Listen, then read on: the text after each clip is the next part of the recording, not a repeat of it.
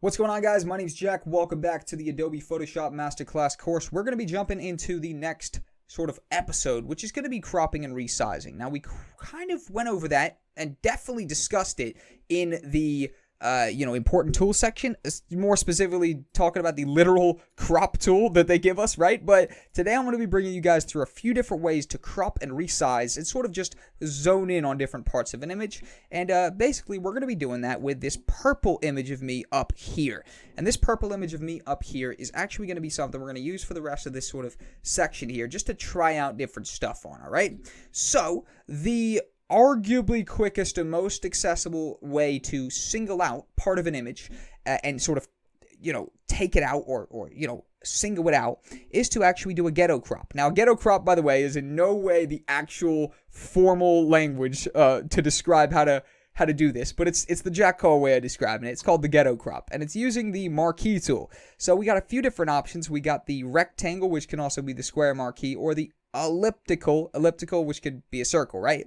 I'm going to use that, and pretty much what I want to do is I want to click and drag and start drawing an outline over my face, and I want to single it out. Now, I want to also hold shift, which is going to lock the dimensions, and it's going to make this a actual circle. As you see, if the dimensions aren't locked, it's like that, but if we simply hold shift, it locks the dimensions and makes a perfect circle.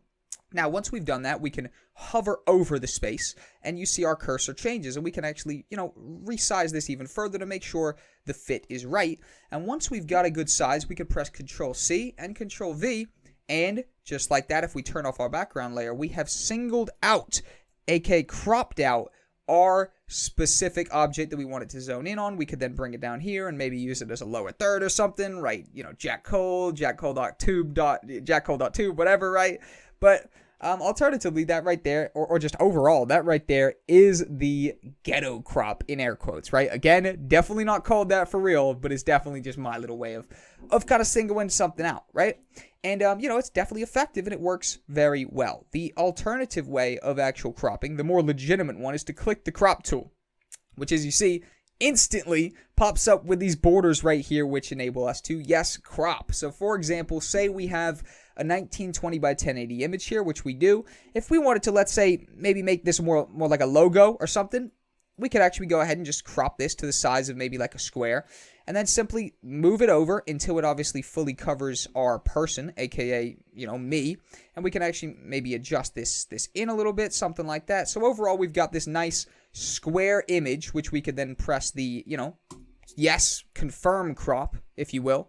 And just like that, we have a nice cropped in image of me, Jack Cole, using my computer, and we could press Control HS or Control Shift S and bring that maybe as a PNG or a JPEG and export that and put that as my my new profile picture or whatever, right? Again, totally random scenario we're just exploring. Now, if we press Control Z, we can undo that fully, and I want to break down the final sort of name of the game in cropping and resizing and adjusting, which is Control T. We've gone over it already, the resize tool, the adjustment tool. Control T is the name of the game, and this enables us to have these borders around our object, which we can then resize stuff.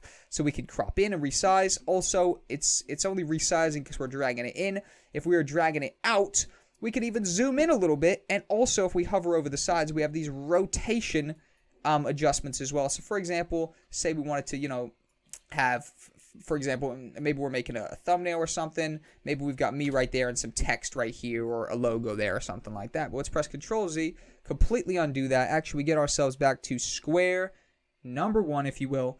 And what we can actually go ahead and do is showcase the sort of advanced resizing, which is still pressing Control T. But when you're on the sides, if you actually just click and hold and drag in, it's going to actually keep all the dimensions and the properties the same. But if we hold Control just before we click and adjust, we now have this kind of different perspective adjustment where this is how you maybe make sort of stuff appear a little bit more 3D, etc. As you see, we can sort of create a mega mind effect where my head's very big by simply dragging up. I think that's a hilarious image we've got our hands on right there. Again, Control Z is going to undo that. Personally, I wanted to get past that as quick as possible. I was looking pretty weird right there.